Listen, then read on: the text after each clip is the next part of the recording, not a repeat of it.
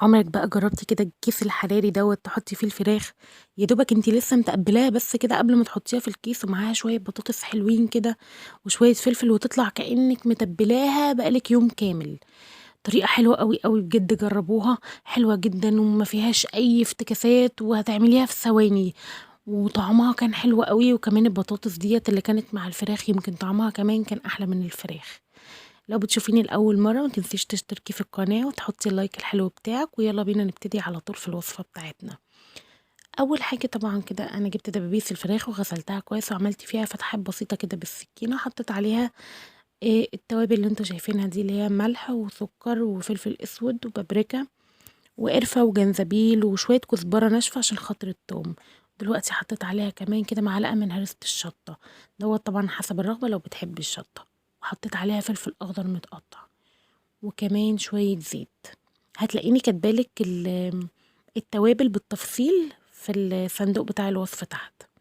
ودلوقتي بقى حطيت معاها البطاطس ومزجتهم كويس جدا كده عشان خاطر البطاطس تاخد من التتبيلة وكمان الفراخ.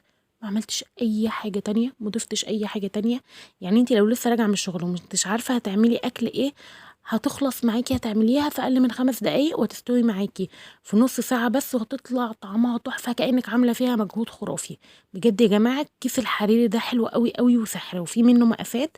ده المقاس الوسط، ممكن تجيبي مقاس اكبر شوية لو انت عايزة تسوي فيه كمية اكبر، وكمان ممكن تعملي الوصفة ديت مع اي قطعة من الفرخة، يعني ممكن وراك ممكن صدور، آم، ممكن الاتنين مع بعض. وبعد كده تقفليها بقى كده، تقفلي الكيس قفلة كده محكمة، مش القفلة الوحشة اللي بتفك دي، وتحطيها في صينية، ولا حطيت معاها مية ولا اي حاجة غير اللي انتوا شفتوها دي.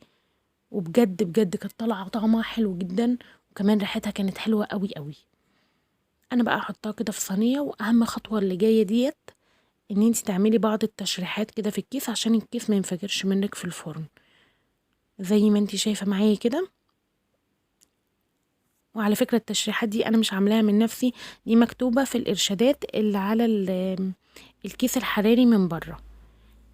بعد كده بقى كنت مسخنة الفرن وحطيتها في الفرن كده تحت، وبعدين طلعتها فوق، ما شغلتلهاش الشواية ولا اي حاجة.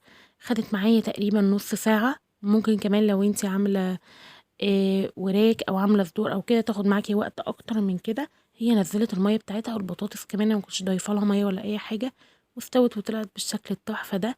ممكن لو عايزاها تحمر عن كده تفتحي الكيس وتحطيها بس تحت الشوايه كده 10 دقايق وهي لسه جوه الكيس. وبس كده، بألف هنا وشفا، جربيها حلوه جدا. ولو عندك اي اسئله حطها لي في التعليقات تحت.